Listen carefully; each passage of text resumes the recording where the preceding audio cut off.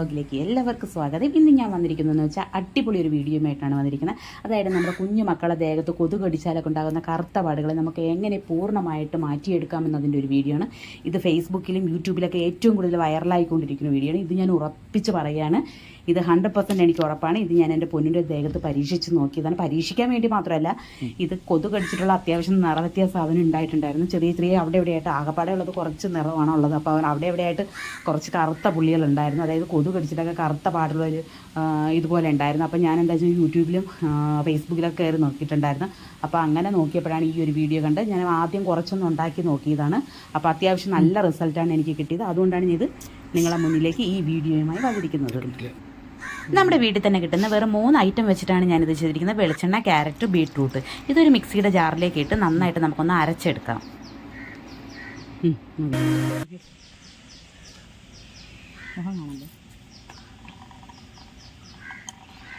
ഇതുപോലെ അത്യാവശ്യം ഒരു അരിപ്പ് വെച്ചിട്ട് പാത്രത്തിലോ ഏതിനെയും നമുക്ക് ഇതൊന്ന് നന്നായിട്ടൊന്ന് തരികളില്ലാതെ അരിച്ചെടുക്കാം.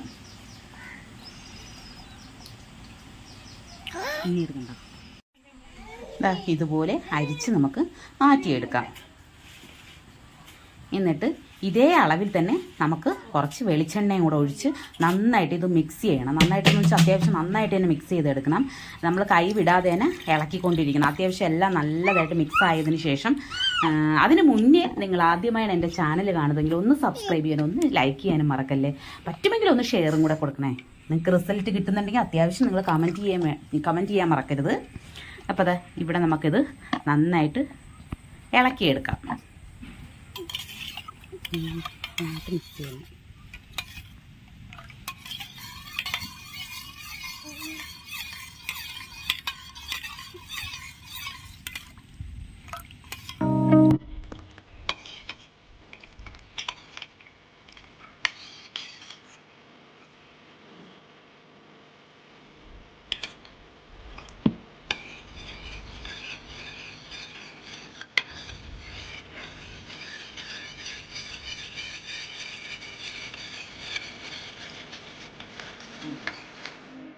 എന്നിട്ട് ഒരു ചീനിച്ചട്ടിയിലോ ഒരു പാനിലോ ഇട്ട് നന്നായിട്ട് നമുക്കിതിനെ ചൂടായി കൈ വിടാതെ തന്നെ ഇളക്കി കൊടുക്കണം. ചിലപ്പോൾ കരിഞ്ഞു പോകാൻ സാധ്യതയുണ്ട്.